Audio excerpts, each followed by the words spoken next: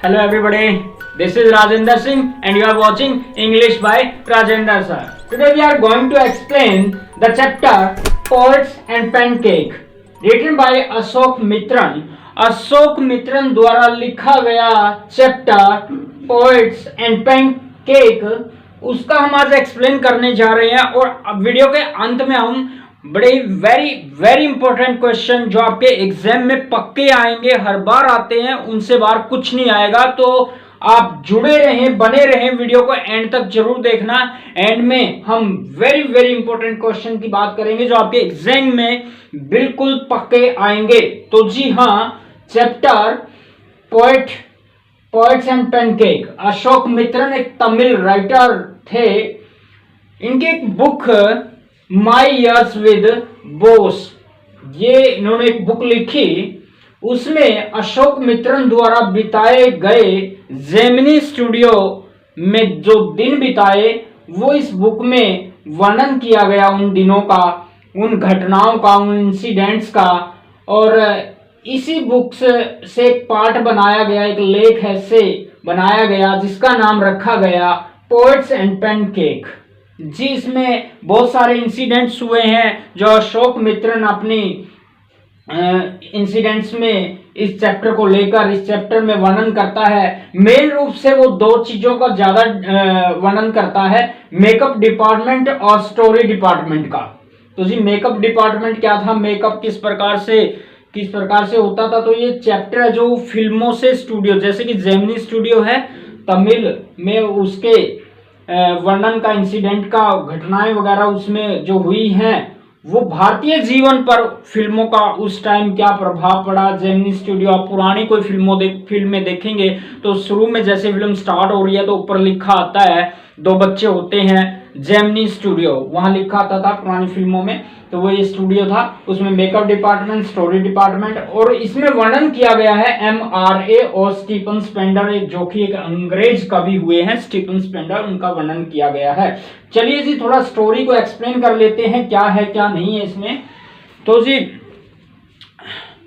Video के and का part जरूर देखना आप, वेरी वेरी इंपॉर्टेंट क्वेश्चन आपके लिए आएंगे। तो जी वीडियो स्टार्ट करते हैं। लेख के आरंभ में लेखक जेमिनी स्टूडियो के मेकअप विभाग का वर्णन करता है। जी मेकअप विभाग का, वह विभाग इमारत की ऊपरी मंजिल में था। तो ध्यान से सुनना, कोई भी जो चैप्टर होता है प्लस 2 में, जितने चैप्टर है जो स्टोरी बेस्ड हैं वो याद रखने बड़े आसान होते हैं। और जिस चैप्टर में बहुत सारे इंसिडेंट होते हैं उनको याद रखना थोड़ा सा बच्चों के लिए मुश्किल हो जाता है। तो इसलिए मैं अच्छे से थोड़ा एक्सप्लेन कर रहा हूं, थोड़ा ध्यान से सुनना। ऐसा माना जाता है कि यह इमारत कभी रॉबर्ट क्लाइव का तबेला हुआ करता था। मेकअप विभाग देखने में बाल काटने का सैलून लगता था। तो जी मेकअप डिपार्टमेंट का वर्णन किया जा रहा है। वह आधा दर्जन बड़े शीशों के गिर्द तेज चमक वाली रोशनियां थी। ये रोशनियां गर्मी से चमक रही होती थी। सैलून कैसा वर्णन, जिन लोगों का वहां पर मेकअप होता था उन्हें बहुत कष्ट से गुजरना पड़ता था। बड़ी बड़ी लाइटें वगैरह उन पे लगती थी, बहुत टाइम तक उनको एक जगह बैठना पड़ता था। जैसे फिल्म में अमिताभ बच्चन को भी जो मेकअप किया गया तो काफी घंटों उनको बैठना पड़ता था। तो बहुत सारी दिक्कत होती है। और पुराने टाइम में तो इनको और भी ज्यादा दिक्कत होती थी। जो रोशनियां होती थी, गर्मी की चमक उन पर आती थी, गर्मी पड़ती थी, रोशनियां गर्मी से चमक रही होती थी। तो जी जिन लोगों का वहां पर मेकअप होता था उन्हें बहुत कष्ट से गुजरना पड़ता था। मेकअप विभाग का मुखिया पहले एक बंगाली होता था, उसके बाद महाराष्ट्र का एक व्यक्ति आया। उसकी सहायता धारवाड़, आंध्र प्रदेश, बर्मा, स्थानीय तमिल लोग करते थे। इस प्रकार मेकअप विभाग था वो राष्ट्रीय एकीकरण का उदाहरण था। यहाँ नेशनल इंटीग्रेशन की बात हो रही है। इंडिया के बहुत सारे पार्ट से यहाँ इस जेमिनी स्टूडियो में आते थे लोग काम की तलाश में, एक्टर बनने वगैरह वगैरह से। तो जी इंडिया में इस जगह पर बहुत सारे जगह से राष्ट्र में एकीकरण हो गया था यहाँ पर, यानी बहुत सारी स्टेट से यहाँ काम करते थे। मेकअप जो पैनकेक का वर्णन किया गया है, पैनकेक क्या होता है? पैनकेक मेकअप के उस सामान का ब्रांड नाम था जिसे जेमिनी स्टूडियो ट्रक भरकर खरीदता था। मेकअप का सामान, मेकअप करने में पैनकेक और अन्य स्थानीय रूप से निर्मित पदार्थों का प्रयोग होता था।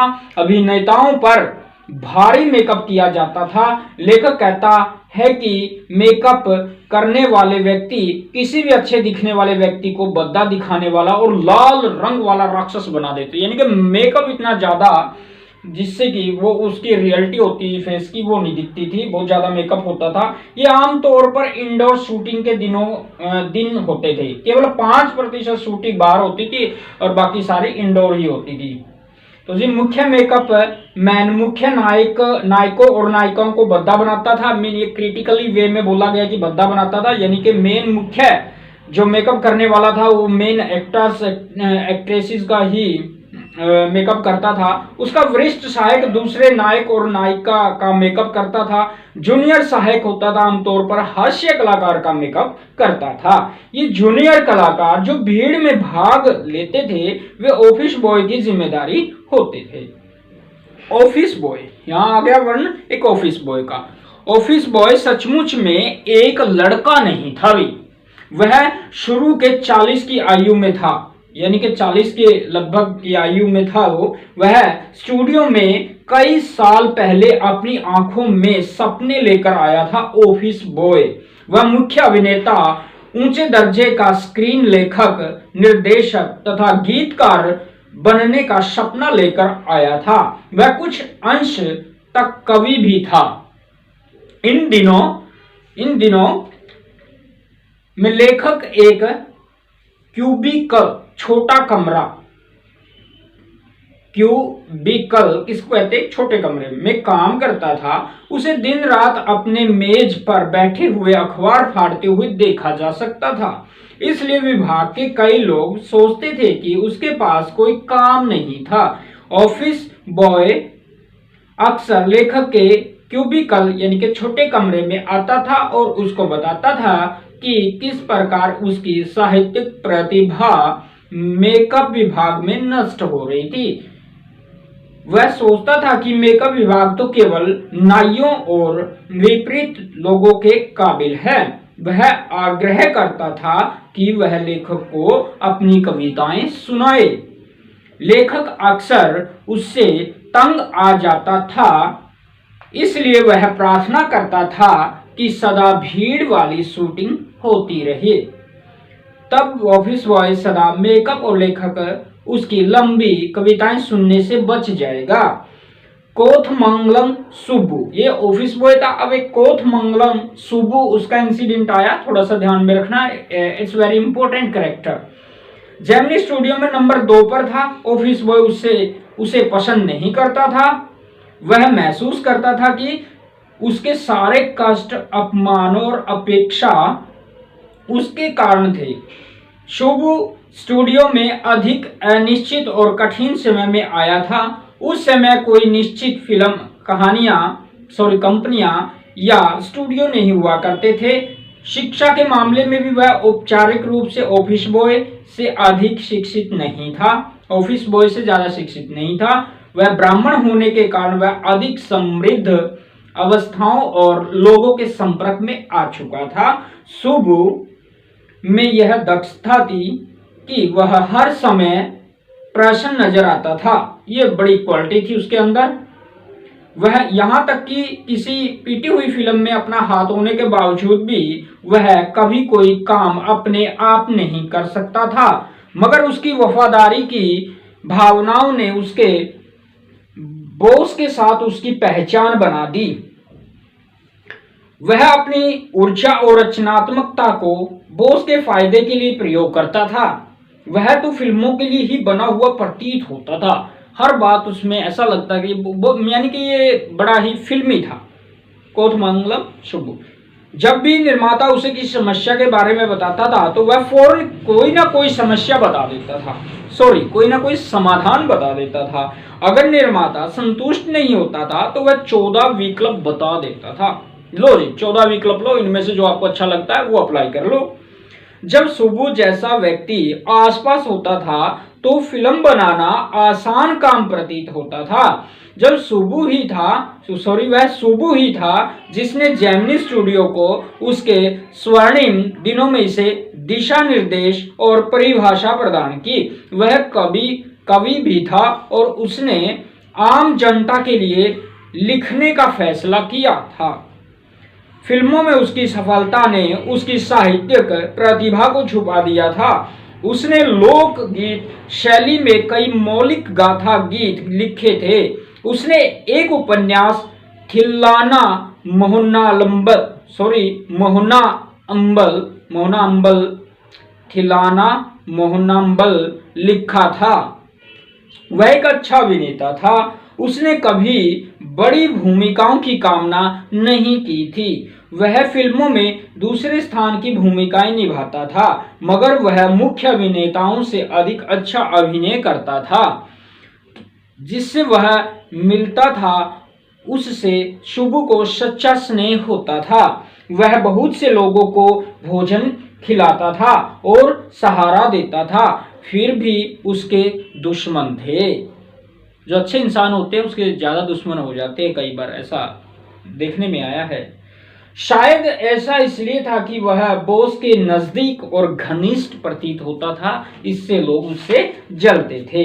हाँ जी, थोड़ी सी और बात है, फिर हम क्वेश्चन करेंगे, वेरी वेरी इंपॉर्टेंट। वो एग्जाम के लिए आपके लिए बड़े ही इंपॉर्टेंट होने वाले हैं, उनसे बाहर कुछ नहीं आएगा। एक लॉन्ग क्वेश्चन है, वो नेक्स्ट वीडियो में लेके आऊंगा मैं। लॉन्ग क्वेश्चन तो वो आपको कोई भी लॉन्ग क्वेश्चन इस चैप्टर से आएगा, आपने वही लिख देना है, आपकी मेहनत बहुत कम हो जाएगी। अब मैं शॉर्ट क्वेश्चन की बात करूंगा, उनसे बाहर कुछ नहीं आएगा, वेरी वेरी इंपॉर्टेंट है। आज तक बाहर नहीं आया, अब भी बाहर नहीं आएगा उनसे। तो वीडियो को ध्यान से देखते रहना, ऐसी बातें बताता रहूंगा आपको। सुबु सदा बॉस के साथ नजर आता था, फिर भी शामिल रजिस्टर में उसे कहानी विभाग में दर्शाया गया था। इसी विभाग में एक वकील, लेखकों और कवियों का एक समूह था। वकील को सरकारी रूप से कानूनी कहा जाता था, मगर वह व्यक्ति उसे इसके विपरीत संबोधित करता था। एक बार एक बहुत प्रतिभाशाली मगर तुनक मिजाजी मंच अभिनेत्री सलाहकार पर गुस्से में फूट पड़ी। गुस्सा आ गया अभिनेत्री को। हर व्यक्ति स्तब्ध रह गया। वकील ने चुपके से रिकॉर्डिंग उपकरण चालू कर दिया। जब अभिनेत्री कुछ देर के लिए चुप हुई तो वकील ने रिकॉर्डिंग बजा दी गई। अभिनेत्री अपनी खुद की आवाज सुनकर अचंभित हो गई और मैं इतना गंदा, इतना गुस्से में बोल गई। उसे आत्मग्लानि हो गई उस अभिनेत्री को। जब अभिनेत्री कुछ देर के लिए चुप हुई तो रिकॉर्डिंग बजा दी। अभिनेत्री अपनी खुद की आवाज सुनकर अचंभित हो गई। वह उस सदमे में कभी पूरी तरह नहीं उभरी और वह उसके अभिनय जीवन का अंत था। इतनी ज्यादा वो हताश हो गई उस बात से, इंसिडेंट से। विभाग में हर व्यक्ति खाकी वर्दी पहनता था, मगर कानूनी सलाहकार होते थे जो पैंट, टाई और कोट पहनता था। सपने लेने वालों की भीड़ में वह एक ठंडे तर्क वाला व्यक्ति था। उसने भी एक बार एक फिल्म बनाई थी जो पिट गई थी। फिर बॉस ने कहानी विभाग बंद कर दिया और वकील की नौकरी भी चली गई। जेमिनी स्टूडियो कई कवियों का मनपसंद स्थान था।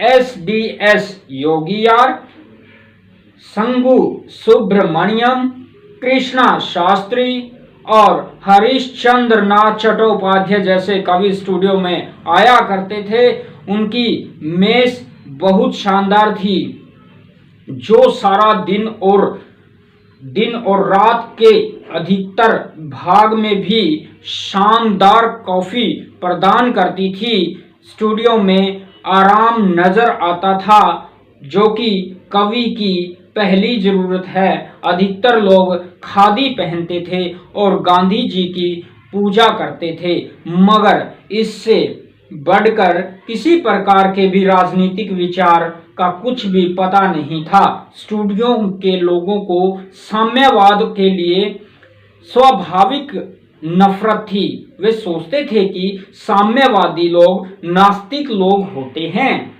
इसमें उनमें पत्नियों और बच्चों के लिए प्यार नहीं होता, वे अशांति और हिंसा फैलाने के लिए तैयार रहते हैं। जब फ्रैंक बुचमैन की 200 लोगों की मोरल रीआर्मामेंट आर्मी, मोरल, हाँ जी, RMA उसकी फुल फॉर्म होगी मोरल रीआर्मामेंट आर्मी, 1952 में मद्रास आई, 1952 में मद्रास आई, तो जेमिनी स्टूडियो ने उनकी यजमानी की। MRA एक प्रकार से अंतरराष्ट्रीय साम्यवाद का विरोधी आंदोलन था। ये उस साम्यवाद का विरोधी आंदोलन था। उन्हें भारत में जेमिनी स्टूडियो से बेहतर यजमान नहीं मिल सकता था। उन्होंने बड़े व्यावसायिक तरीके से 2 नाटक लिखे, 2 नाटक। इन नाटकों के नाम थे जोथम वैली एंड और द फॉरगॉटन फैक्टर, 2 नेम।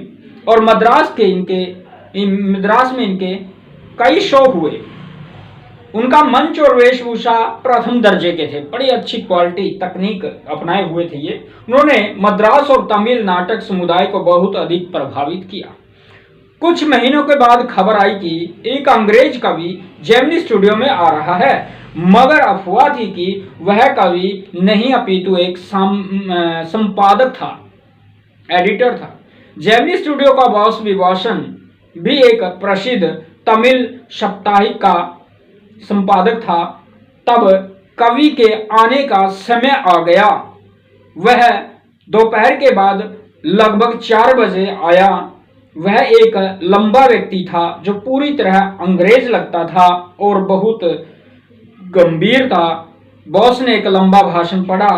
वह अंग्रेजी कवि के बारे में अधिक नहीं जानता था। भाषण आम बातों के बारे में था। फिर कवि बोला। उसने ऐसे लहजे में बात की कि उसके श्रोताओं में से कोई भी उसकी बात को नहीं समझ पाया। वह 1 घंटा बोलने के बाद चला गया। श्रोता भी पूरी तरह हैरानी से चले गए। वे हैरान हो रहे थे कि एक ऐसे फिल्म स्टूडियो जो तमिल फिल्में बनाता है, जेमिनी स्टूडियो तमिल फिल्में बनाता है, में एक अंग्रेज कवि क्या कर रहा था।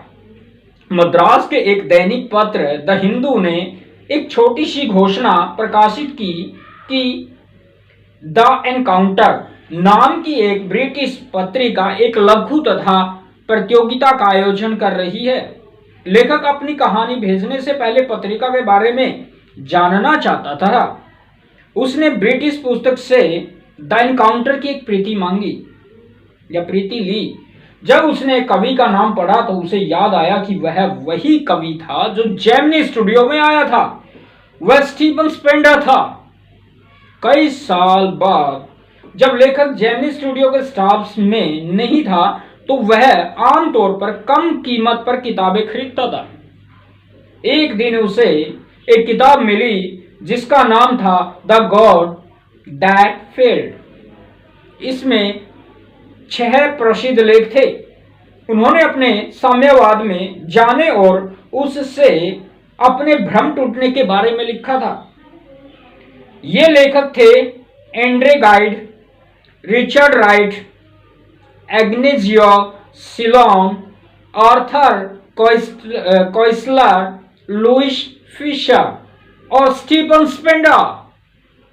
जब लेखक के लिए हर बात साफ हो गई, अब लेखक के लिए हर बात साफ हो गई। जेमिनी स्टूडियो के बॉस का शायद स्पेंडर की कविता से अधिक कुछ लेना देना नहीं था, मगर उसका वास्ता साम्यवाद, वह भगवान जो असफल हो गया, से अवश्य था। उसे पता चल गया ये स्टीफन स्पेंडर अंग्रेज कवि है, ये तो वही है जो जेमिनी स्टूडियो में आया था। तो जी ये कुछ इंसिडेंट है, घटनाएं हैं जो चैप्टर में दिखाती हैं कि क्या क्या घटनाएं हुई हैं। थोड़ा सा इंपॉर्टेंट क्वेश्चन के बारे में बात कर लेते हैं जो बड़ा ही इस चैप्टर के लिए इंपॉर्टेंट बात है। इनसे बाहर एक भी क्वेश्चन नहीं आना है, बस ध्यान रखें, तो मैं प्लस 2 का सिलेबस आपका अच्छे से करवाऊंगा, जैसे कि मैंने वादा किया था आपके अच्छे नंबर दिलाने हैं जी। यही क्वेश्चन आपने करके आने हैं और आपके पूरे नंबर आएंगे। तो जी क्वेश्चन जो है मैं आपके सामने स्क्रीन पर अभी आ जाएंगे क्वेश्चन। हाँ जी, तो जी देखिए क्वेश्चन नंबर ये है, लेखक द्वारा दिया गया राष्ट्रीय एकता का क्या उदाहरण है, यानी कि what is the example of national integration, what is sorry that the author refers to. तो स्क्रीन पे भी आया हुआ है, ये क्वेश्चन नोट कर लें अच्छे से, बिल्कुल यही पेपर में आएगा। सेकंड क्वेश्चन देखें, why did the author appear to be doing nothing at the studies, लेखक स्टूडियो में कुछ भी काम न करता हुआ प्रतीत क्यों होता था जी। नेक्स्ट क्वेश्चन रहेगा, who was Subbu's principal, Subbu का अफसर कौन था जी। नेक्स्ट क्वेश्चन रहेगा, Subbu is described as a many sided genius, list 4 of his special abilities, Subbu का वर्णन एक बहुमुखी प्रतिभा के रूप में किया गया है, इसके 4 विशेष गुण बताइए जी। ये क्वेश्चन है, वेरी वेरी इंपॉर्टेंट है, इनसे बाहर कुछ भी नहीं आता, इस चैप्टर से आएगा तो इन क्वेश्चन से ही आएगा जी। नेक्स्ट क्वेश्चन है, what made the lawyer stand out from the others eight Gemini studios, Gemini studio में वकील सबसे अलग क्यों नजर आता था जी। आप क्वेश्चन आ रहे हैं, इनको पॉज करके आप अपनी नोटबुक में उतार सकते हैं, याद कर सकते हैं अच्छे से ध्यान से, इनसे बाहर कुछ नहीं आने वाला, ये ध्यान रखेंगे इस बात का। नेक्स्ट क्वेश्चन है, why was the moral rearmament army, यानी कि MRA welcomed at the studios में, मॉरल रीआर्मामेंट आर्मी का स्टूडियो में स्वागत क्यों किया गया था। नेक्स्ट क्वेश्चन आपके सामने, what cause the lack of communication between the Englishman and the people at Gemini Studios, अंग्रेज व्यक्ति और जेमिनी स्टूडियो के लोगों के बीच बातचीत में कमी का क्या कारण था जी। नेक्स्ट क्वेश्चन और रहेगा, बस ये कुछ एक दो क्वेश्चन और है बस थोड़ा सा। Why is the next question this, why is the Englishman's visit refer to as unexplained mystery, अंग्रेज कवि के आगमन को अनसुलझा रहस्य क्यों बताया गया है। Next question, who was the English visitor to the studios, studio में आया अंग्रेज मेहमान कौन था। Next question, what was the god that failed refer to, भगवान जो असफल हो गया से क्या अभिप्राय है। हाँ जी, ये इस पार्ट के क्वेश्चन हो गए हैं। हाँ जी, कुछ क्वेश्चन और बचते हैं, भले ही आपके क्वेश्चन ये इतने हो गए हैं, लेकिन इनसे बाहर कुछ नहीं आएगा, ये मेरा वादा है, ये पक्का है, इनसे बाहर कुछ नहीं आना। तो जी आप ये नोट कर लेंगे। हाँ जी, नेक्स्ट क्वेश्चन है, what does the writer tell us about the makeup room of the Gemini studios, लेखक हमें जेमिनी स्टूडियो के मेकअप रूम के बारे में क्या बताता है।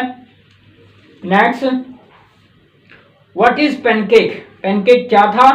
What was the effect of Pancake on the faces of actors, कलाकारों के चेहरे पर मेकअप का क्या प्रभाव था। Next question, who did the makeup of the different actors, who did the makeup, विभिन्न कलाकारों का मेकअप कौन करता था या कौन करते थे।